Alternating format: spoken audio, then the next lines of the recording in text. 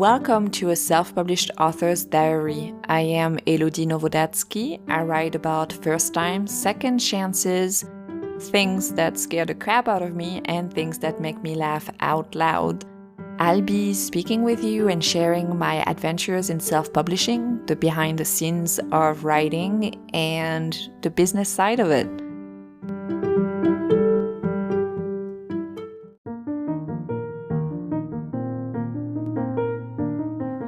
And before we get started today, a small message from our sponsor, Anchor. Thanks for listening. Hello, it is September 23rd. It's almost 2 p.m. and I'm currently recording this episode from the couch with Plato the dog just sprawled against me. It's raining and Plato is a beagle, which is supposed to be a hunting breed, but he doesn't like when the grass is too wet. He also doesn't like it when it's too hot outside. And he's not a big, huge fan of snow. He basically likes the weather when it's sunny and about 70 degrees. So yeah, he's currently not planning to go for a walk. I don't know if I'm going to take him for a walk or not later on. If it stops raining, probably will. And he might enjoy like 10 minutes of it and then we'll pull to come back home. So today I am going to talk a little bit about what was difficult about writing The Leftover Bride. I received a question on Instagram. I had added a question box on Instagram about, if anybody had any questions about writing or publishing or specifically writing and publishing The Leftover Bride. And so somebody, and by somebody I mean Sam, hi Sam, asked me about what I found the most difficult about writing The Leftover Bride, and I will expand it to publication as well. So what has been the most difficult in writing and publishing, self-publishing The Leftover Bride. Before I start on that, I want to give a shout out and a big thank you to Penelope, Leslie, because, and it's funny, not what she told me, but the fact that my husband had told me the same thing before, and I kind of did not listen to him, but as soon as Leslie reached out, I listened to her. My husband doesn't find it amusing for some reason, but Leslie told me that when she was looking for The Leftover Bride, because the title was all attached to the hashtag, that she could not find it on Amazon. So even if she was writing The Leftover Bride, separate, even if she was looking for The Leftover Bride Elodie at the time, it was not showing up, which is not something you want to do or to have happening when you're publishing a book. You want your book to be available, and when people look for it, they find it. And as I said, the chemical engineer told me maybe a few days before publications, hey, it's not popping up. And I kind of did not listen to him. But then when I got the message from Leslie, I double checked and indeed, it was nothing was showing up. It was only showing up if you were putting the hashtag followed by The Leftover Bride all attached to the hashtag. And so what I did is that I basically renamed the Kindle, so the title of the Kindle, and detached it. So it's hashtag, the pound sign, and then the space leftover space bride. Since my paperback still has it all attached, it's easy to now find them both. If you're doing it all attached, you can find it, and if you're doing it separately with my name, then you can also find it.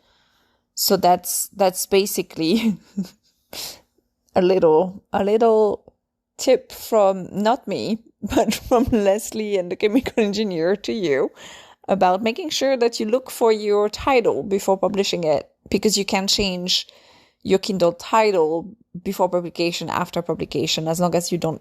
I don't know if there are rules around it. I would have to double check. I've never really changed. The only title that I did change and I was able to get my reviews back was in French because my French publisher, as I've mentioned, I'm traditionally published in French for 3 of my titles that got picked up by a French publisher after I had already published them in French.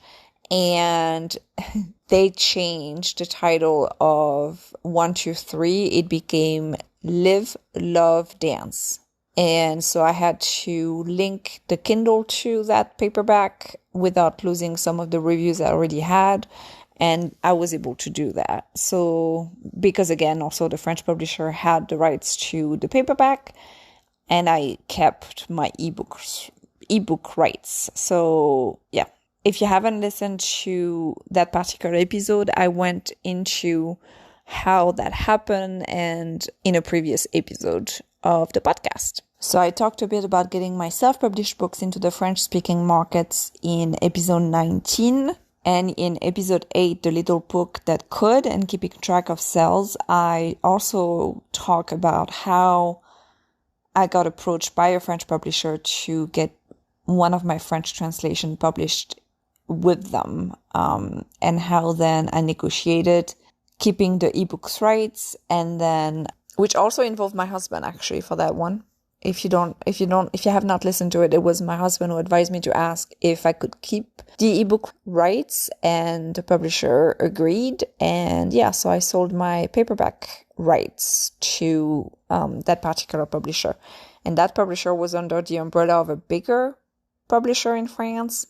And yeah, I had a great experience. I got 3 of my books published with them, including 1, 2, 3 in French. And that title again, I had to change it from what it was to something different because they picked a different title for it, which is actually a pretty cool title. So what has been difficult, or what was the most difficult about writing The Leftover Bride and publishing The Leftover Bride, self-publishing? I'm going to, when it comes to writing, what was the hardest part was actually cutting a lot. I thought I had the book that was ready, and then I sent it to my critic partners, and I sent the first half to my critic partners, and then my critic partners read it, and their main focus was, you need to condense basically what was going to be the first half of my chapter of my book into what would become the first 15% of my book. So I had to do a lot of cutting and a lot of rearranging and a lot of all of that.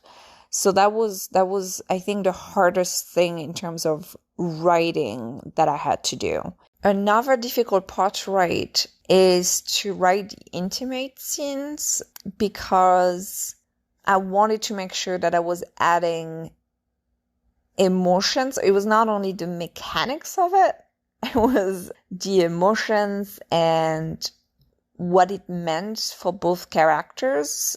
So on a physical level, but also on an emotional level. And so, yeah, I got a few books about how to write those particular parts and how to make them as good as they could be. So yeah, that was another part that was maybe more difficult to write for this particular book, because I had one scene that I had done, and then I was looking at it and I was like, okay, that got that down, but I needed to be more also emotionally engaging. And so I wanted to really add that particular perspective in addition to, again, the physical, sensual part to it. And even for the mechanical part, I still wanted it to be in a certain, like in a certain voice. So since like there is one from her perspective and one from his, actually there's more than one from her perspective. And then there is, I think, 2-ish from his perspective. And then there's maybe 3-ish from her perspective. So I needed to also work on that particular voice difference. And so, yeah, so I did about a few craft books, I studied novels like the ones from Tessa Bailey and Nora Roberts and Serena Bowen. I looked at also Andy Christopher's books, and I basically kind of had a plethora of books that I kind of read not only as like a reader, but also as an author. So that's another thing that I've done. And also like for certain books, like historical books, like historical romance, Regency romance, for example, Tessa Dare and Julia Quinn and Vanessa Riley, and they have, of course, the very intimate scenes in their books, but they also have the very, the hands touching and those. So I was also trying to like gather that emotion, and which is something that I did also in YA quite a bit, because it was, like at least a lot of my YA has a lot of that, like, a hand touching another or a brush of an arm against, like, all those things. I also wanted to have them in this book. So that's something I paid a lot of attention to. That wasn't hard. That part wasn't actually difficult to do. What was more difficult to do, again, is the very, very sexy scenes and steamier scenes, and how to make sure that they were both engaging, sensual, steamy, sexy, and very emotional. And I did read quite a few craft books, as I said, and then just read a few books as a writer and not only as an author.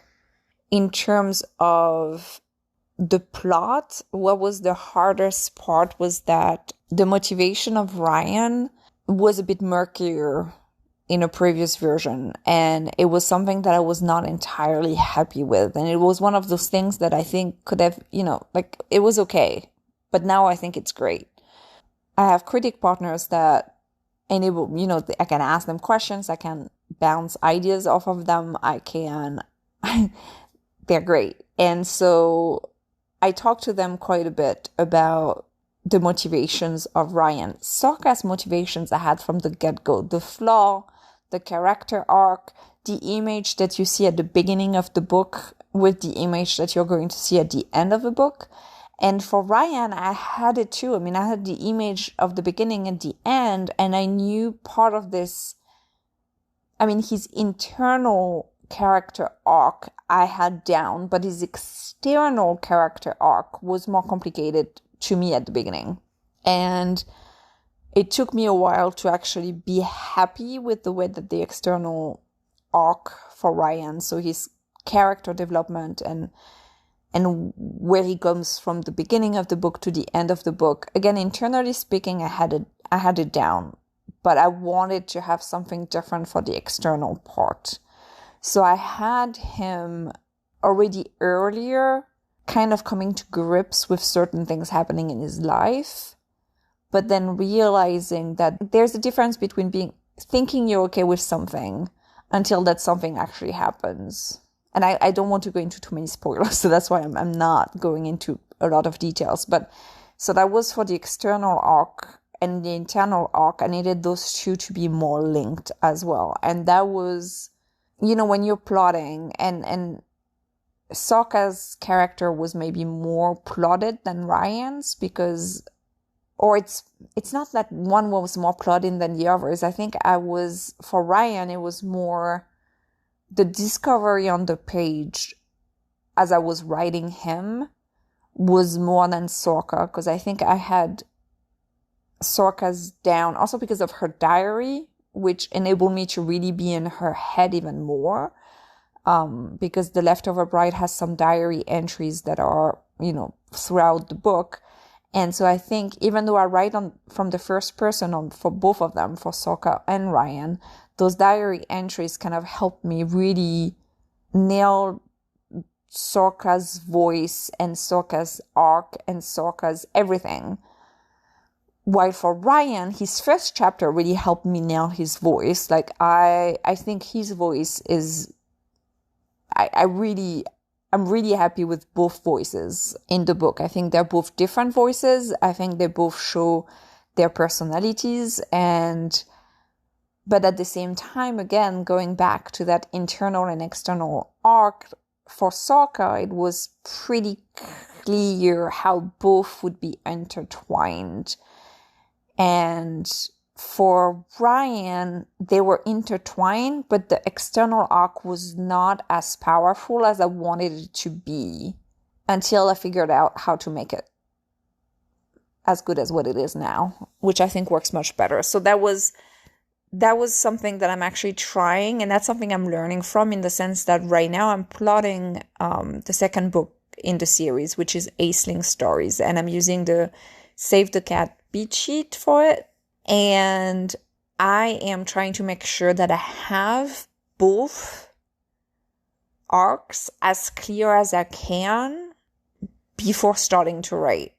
Instead of just having this is what's going to happen, this is what's going to happen, and yes, he's going to feel like I'm trying to have that more, because I think it will save me time in revision. And it could very well be that once I start drafting, which sometimes happens, right? You start drafting and you start writing, and then no matter how much you have gone on paper in your beat planning and your pre-chapter beats and all that stuff, sometimes it just goes in a different direction because the character kind of reveals himself or herself on the page. At least I found that. But it does happen less when I do spend more time thinking about it beforehand.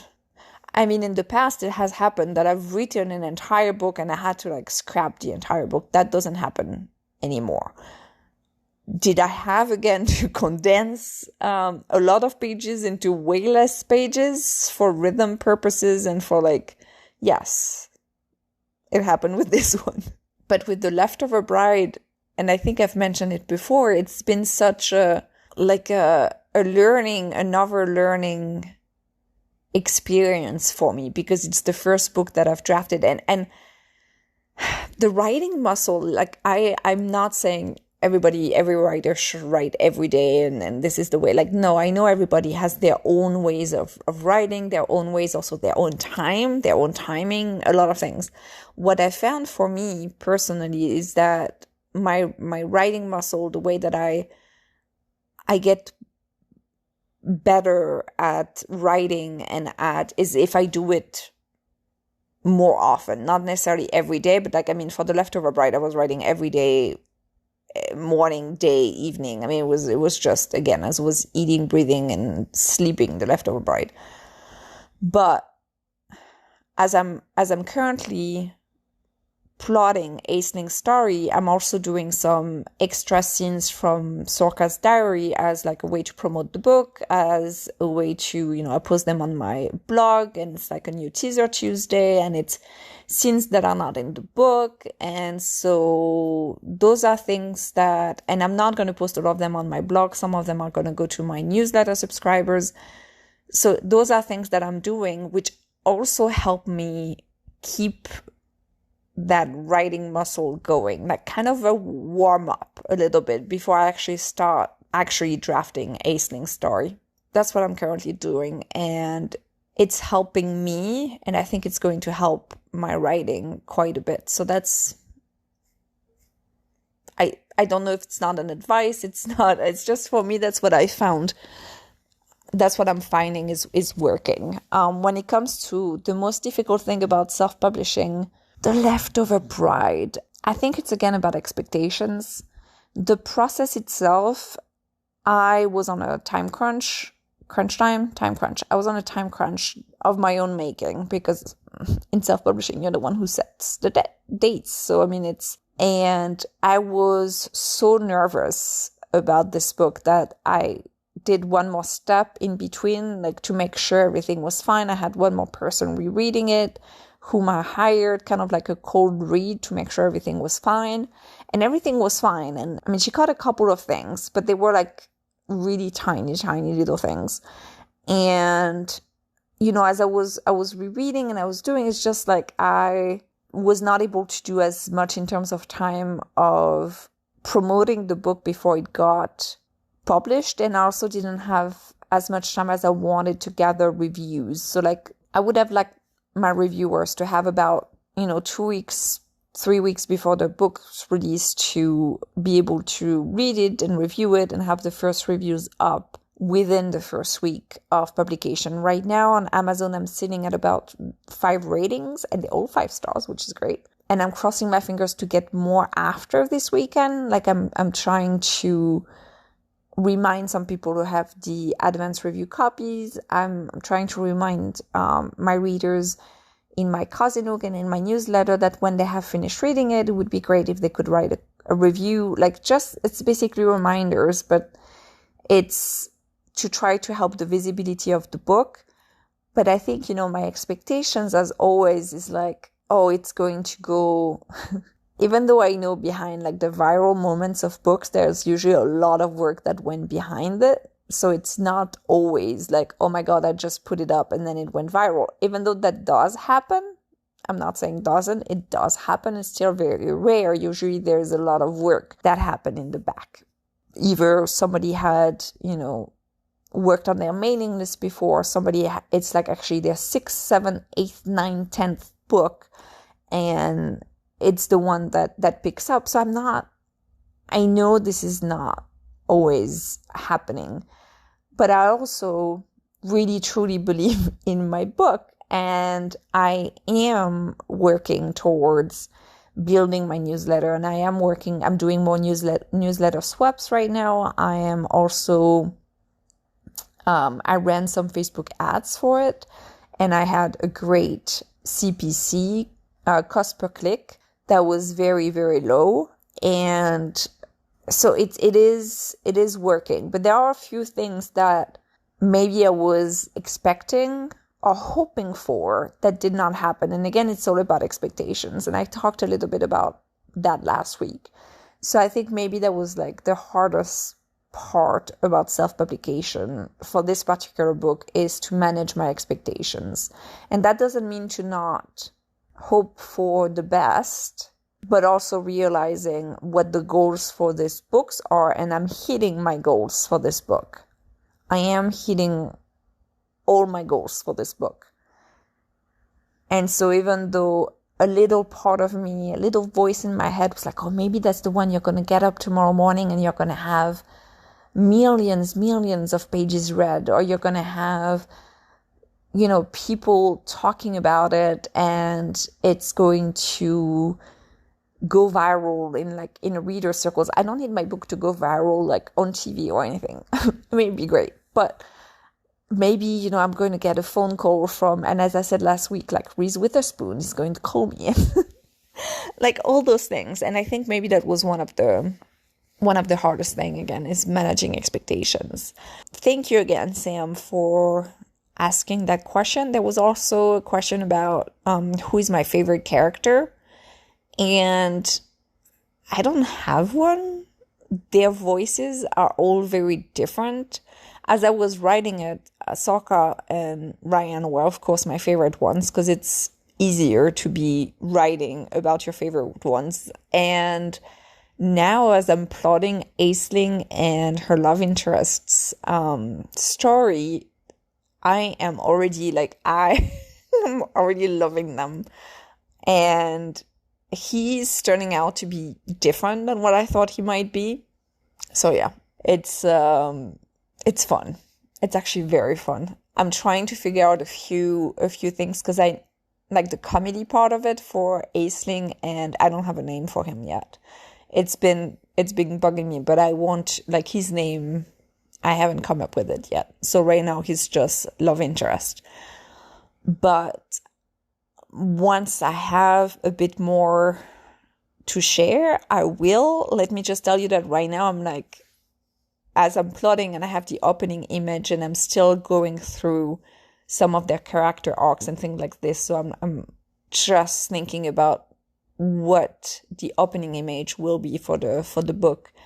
And he's cracking me up. Like I just wrote like a small paragraph just to get my creativity going and like think about, okay, if that's the case, then what happens? And taking notes about each character and basically just going through the plotting. But he's funny. He's a bit grumpy. I mean, Ryan was also a bit grumpy. I guess grumpy is a thing that's going to be a recurring theme. But he's also very, like, his humor is kind of deadpan humor. Like, I don't know. It's just, I'm having fun already, just plotting Sweets for Love. So, yeah. I mean, favorite characters too in The Leftover Bride. I have a little weakness for Fluffy Napoleon and Tiramisu, because I base them on Bobby Voltaire the cat and Plato the dog. So there is that. And otherwise, nothing in terms of what we're currently watching. We're still watching the same as I've mentioned last week. And we started watching Why? I forgot the name. The Last Man, I think it's called. Why the Last Man? And we also started watching The Handmaid's Tale. So the last season, which we had not watched yet. So that's something we started watching. And so next week I'll be talking about the French translation of The Leftover Bride. And I will be talking about what I'm currently doing for that French translation and the process that is ongoing also when it comes to marketing and everything else. The pre-order right now of the French version of The Leftover Bride is $1,039 in Kindle, like on Amazon, and the ranking. It's currently $1,039 in the entire Kindle store in France. And my return on investment for my pre-order ad right now is pretty good. So I'll be explaining a little bit of that. I also tell you why I've always done that. I put the name of the translator on my cover. Right now it's more of an editor than a translator, but her name will still be on the cover. And I've done that for all my books. The only time I have not done that is when the translator, when I asked the translator and the translator said she'd rather not because of, she didn't want her name on the cover because she was not proud of the book, because she actually helped me promote it in that particular country. But because in terms of aesthetic, she didn't think that it was working very well for the cover. But otherwise, it's always something that I do. And it's very, very important because translators in any country or any language that they work at, I mean, they not only have to translate the word, they also have to translate the voice, and they also have to make sure that the work is understood by, it's translation is really an art. So yeah, so I'll explain a bit more about that, what I've done for previous books, what I'm currently doing for this one. And if you have any questions about that particular topic, about translation, what has worked for me, what hasn't worked for me, don't hesitate to either send me an email, and you can send me an email at author.elodie@gmail.com. Nowodatsky is Nowod as dog Azkij. You can also ask me a question you can also send me a message on Instagram or Instagram. You can find me at enowodatsky, or you can also find me at A Self-Published Author's Diary. Or you can also record a question, and then I can play your question on my podcast. And I will put the link in this episode's description as well as on my blog. As always, if you would like to read The Leftover Bride, it's currently available on Amazon. It's in Kindle Unlimited, and I think in 2 weeks I will talk a little bit about what I'm going to do different in terms of marketing and release for the next book in the series, what I've learned basically from this particular release. And it's also on paperback, and on paperback it's available on Amazon. So this is it for today. Thank you so much for listening, as always. And in addition to grabbing a copy of The Leftover Bride, don't hesitate to rate and review and share this podcast with whomever you think might be interested. That's really helpful. And I'll talk to you next week. So if you're a writer, happy writing, and to everybody, happy reading.